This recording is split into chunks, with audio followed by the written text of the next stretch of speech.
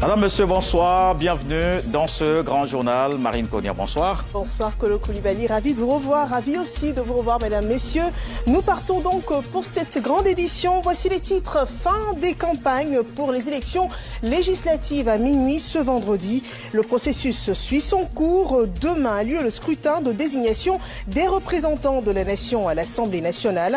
À quelques heures de l'ouverture des urnes, le président de la Commission électorale indépendante appelle à la responsabilité pour un scrutin respectueux des règles démocratiques. Nous parlerons également d'un défi pour l'État de Côte d'Ivoire, l'autosuffisance en poissons. La demande des populations est croissante pour une production locale insuffisante. Dans ce sillage, des aquaculteurs soutenus par le PDC2V apportent des solutions concrètes, des profils inspirants d'Ivoiriens nouveaux que nous vous présentons dans cette grande édition. Nous verrons également le pont entre Abidjan et la Silicon Valley aux États-Unis qui crée des géants de la tech. Nous suivrons le développement de 10 startups ivoirienne en immersion dans ce sanctuaire américain de la technologie. Quel impact, qu'est-ce qui a changé pour ces entrepreneurs ivoiriens? Quelle ambition, quel déclic, quelle perspective de croissance? Enfin, on en parle ce soir. Voilà, des solutions innovantes et concrètes. Des profils se révèlent de plus en plus en Côte d'Ivoire. Et lorsqu'Abidjan se connecte à la Silicon Valley, c'est une jeunesse inventive qui se déploie, Kolo Koulibaly. Oui, Marine, mais pour transformer ces startups locales en géants de la tech, il manque souvent un ingrédient, la culture de ces géants, dont la majorité est concentrée à la Silicon Valley aux États-Unis. Pour passer donc à échelle, 10 startups ivoiriennes ont été en immersion dans le sanctuaire américain de la technologie. Ces jeunes pousses ont été appuyées par le ministère de la Transition numérique et de la digitalisation. Quel est l'impact de cette immersion?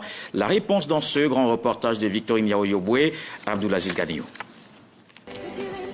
Coucou Otniel, je veux une lampe qualité crème, s'il te plaît. Vendre un objet d'art depuis son atelier en Côte d'Ivoire à des collectionneurs dans le reste du monde, c'est possible en un clic à partir d'un marché des arts virtuels créé par des start-upers ivoiriens. Impossible aujourd'hui d'envisager l'avenir sans ces innovations technologiques selon les experts et les décideurs qui n'hésitent pas à en faire la promotion. Comme ici, au Centre André Young, pour la promotion de l'entrepreneuriat au plateau. Des visages fiers reçoivent leur parchemin ramené directement de la Silicon Valley aux États-Unis. Le voyage sur la Silicon, le plus important, c'est le mindset. Ils pensent qu'ils sont les plus forts au monde, ils pensent qu'ils sont les numéros 1 et c'est vrai. Et quand vous avez ce mindset en tant qu'entrepreneur, en fait, vous n'avez pas de limite et ça permet à votre entreprise de grandir. La deuxième chose, c'est la résilience. Les Ivoiriens sont très, très résilients. Si on combine ça au launchpad que constitue la Silicon Valley, on va bâtir, pas des unicorns, on va bâtir des éléphants. Pour être plébiscité aujourd'hui, il a fallu être sélectionné parmi les startups les plus prometteuses de la Côte d'Ivoire à Ivoire Tech Champion, compétition des jeunes pousses locales dans la course au numérique lancée en début d'année par Africa Novatech. Près de 60 startups ont participé à cette compétition et à la fin, 10 ont été retenus. S'ensuit alors la mission d'immersion à la Silicon Valley, le temple américain de l'innovation et de la technologie en février 2025. Pendant 10 jours, start-upers et entrepreneurs ivoiriens côtoient les géants de la tech tels que Amazon, Meta. Baigner dans un tel écosystème ne peut que repousser les limites. La délégation ivoirienne l'a confirmé. De février à décembre 2025, les 10 start-up sont en train d'écrire une nouvelle page du numérique et de la digitalisation en Côte d'Ivoire, comme le montre le rapport d'impact de cette mission. Ça a été vraiment transformateur pour nos startups. Vous avez une startup aujourd'hui qui est rentrée dans un accélérateur mondial, 500 Global.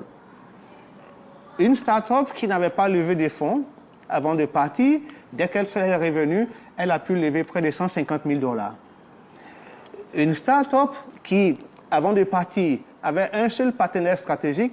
Aujourd'hui, cette start-up a 50 partenaires. Et cette start-up a eu un prix. Aujourd'hui, en Afrique du Sud, le prix de la meilleure start-up en devenir sur près de 2000 candidats. Ces start-up, aujourd'hui, ont appris à voir grand, à ne pas voir la Côte d'Ivoire, mais à voir l'Afrique et le reste du monde. Pour comprendre le transfert de savoir-faire stratégique à la base de la croissance rapide de ces startups ivoiriennes, nous visitons deux d'entre elles basées à Abidjan. La première, une entreprise digitale exerçant dans le secteur du BTP. De 2 personnes, la structure compte désormais une vingtaine d'employés avec un nombre de clients qui a quasiment quintuplé. C'est la rencontre entre l'expérience donc de mon cofondateur, très orienté tech, intelligence artificielle, et moi-même, à peu près une quinzaine d'années d'expérience dans le BTP et la construction. Les startups touchent à tous les domaines, pourvu qu'elles apportent des solutions innovantes et applicables au-delà des frontières et des cultures. Ainsi, depuis la toile, la deuxième start-up visitée a choisi d'impacter le secteur de la santé. Sa trouvaille, la télémédecine, créer une clinique virtuelle où se rencontrent patients et praticiens du monde. Réaction d'une sage-femme en service à Dabou. La femme aujourd'hui, notre timing, notre emploi du temps, le rythme même de vie aujourd'hui fait que la femme n'a pas forcément 2 heures, 3 heures, 4 heures pour aller attendre juste parce qu'elle a un problème de baisse de lactation ou bien juste en griffe ce qu'elle considère banal, une fièvre ou une douleur. Donc je me rends compte que effectivement, la téléconsultation va répondre réellement à un besoin qui est réel. L'impact social de la Rushelf lui a déjà permis de lever plus de 150 millions de francs CFA, d'abord auprès d'accélérateurs et ensuite grâce au réseau d'investisseurs de la Silicon Valley. C'est un réseau de spécialistes, dermatologues, gynécologues, sages-femmes. Donc on a rassemblé ce réseau et avec la technologie, on les rend plus accessible à leur réseau de patients. On a aussi un chatbot qui est alimenté par l'intelligence artificielle pour surtout la population à faible éducation. Donc c'est via WhatsApp, on peut parler par note vocale, donc quelques langues locales aussi.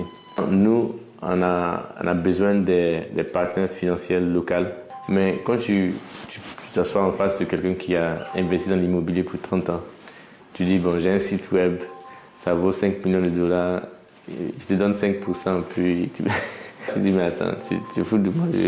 À Silicon Valley, à US, on peut s'asseoir devant un investisseur et c'est un document qui peut avoir tous les termes et conditions pour signer un contrat.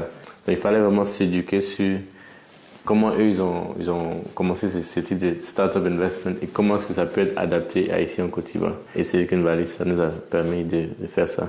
Outre le changement de mentalité, le réseautage et l'accès au financement, la connexion des jeunes pousses ivoiriennes à l'univers de la Silicon Valley leur a permis de s'aligner sur les standards internationaux en adoptant des méthodologies éprouvées dans le numérique. Ajoutez à cela la volonté du gouvernement ivoirien de faire de la digitalisation le moteur de la transformation de l'économie nationale.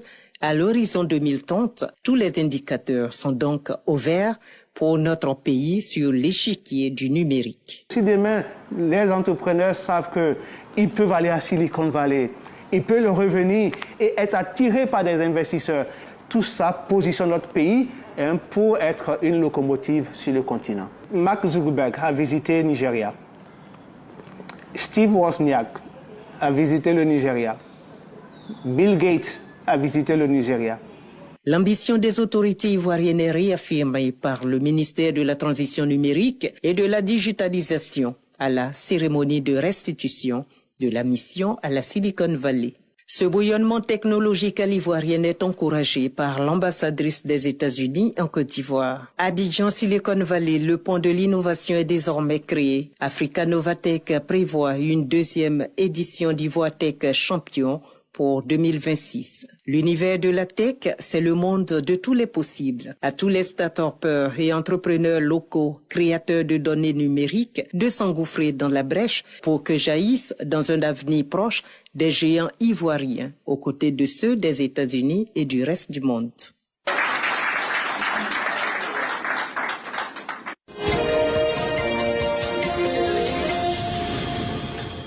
Et un invité pour parler de cette immersion aux États-Unis, Stéphane Koulibaly, directeur de l'innovation au ministère de la Transition numérique. Bonsoir. Bonsoir. Alors, on vient de voir dans ce reportage des startups ivoiriennes propulsées au cœur de la Silicon Valley.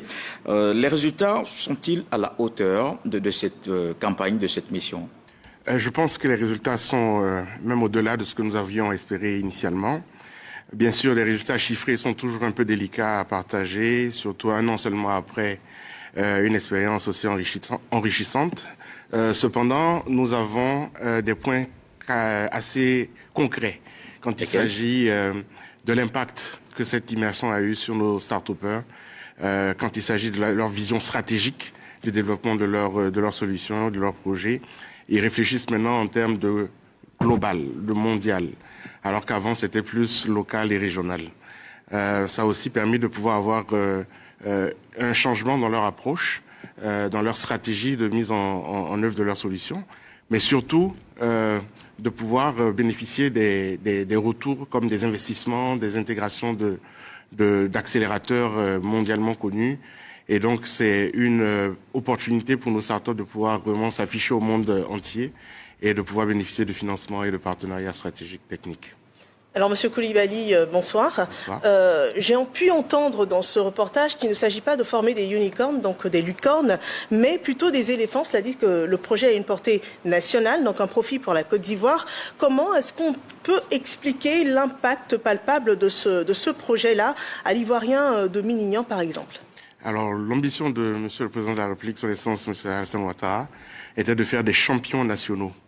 Et donc, notre approche au niveau du ministère de la Transition numérique et de la digitalisation, sous l'impulsion de Monsieur le ministre Khalil Konaté, était de vraiment essayer d'accompagner des startups à fort potentiel à pouvoir justement bénéficier de cette immersion dans le centre technologique mondial qui est la Silicon Valley et d'en tirer le maximum de profit afin qu'elles puissent avoir cette vision internationale et devenir des champions nationaux représentant justement l'emblème de l'éléphant de la Côte d'Ivoire.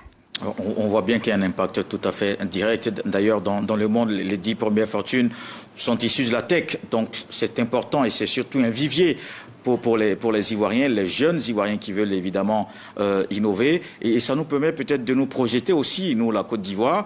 Quelles sont justement les projections de notre pays en la matière? Alors, l'objectif, il est clair, c'est de devenir un leader régional en termes d'innovation et d'entrepreneuriat technologique. Et la Côte d'Ivoire a les moyens. Nous avons non seulement la matière grise, beaucoup de jeunes sortant de grandes écoles locales avec du talent, des jeunes dans la diaspora prêts à revenir aussi aider leur pays. Nous avons aussi des infrastructures, nous avons le marché pour les débouchés, pour faire des débouchés, donner des solutions de vente, un marché assez potable à ces startups. Et nous avons aussi un attrait qui est le Aquaba National qui attire beaucoup de personnes dans le secteur de la tech de manière générale, mais surtout au niveau du continent. Donc le gouvernement ivoirien a pour ambition de faire du numérique un des facteurs de développement économique et social. Et donc ce programme d'immersion aux États-Unis et plusieurs autres que nous avons aussi entamé, notamment faire partir 20 startups à Paris lors du sommet Vivatech, ainsi que des échanges avec le Japon où 10 startups ivoiriennes sont aussi allées au Japon.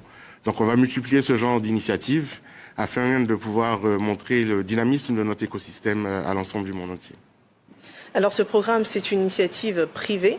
En tout cas, il est parti d'une initiative privée. Est-ce qu'on peut affirmer que l'avenir de la Côte d'Ivoire est toujours dans la course à l'innovation technologique et cela passe par un partenariat public-privé? Les enjeux sont énormes. Nous sommes à l'orée d'une 4e révolution industrielle. Ouais. On a l'ambition de devenir cet éléphant d'Afrique en termes d'innovation.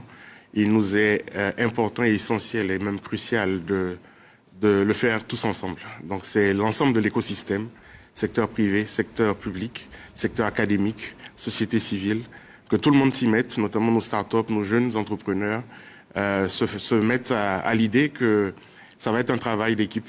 Et il faut qu'on y arrive tous ensemble en travaillant côte à côte. Et donc cette initiative a été émergée d'une initiative privée. Cependant, le gouvernement était là à leur côté, essayer d'établir les conditions de succès de cette initiative et de permettre de pouvoir justement collaborer et viser dans le même sens pour faire de ces éléphants des champions nationaux. Merci. Merci, Monsieur Stéphane Coulibaly, directeur de l'innovation au ministère de la Transition numérique et de la digitalisation, invité ce soir dans le Grand Journal.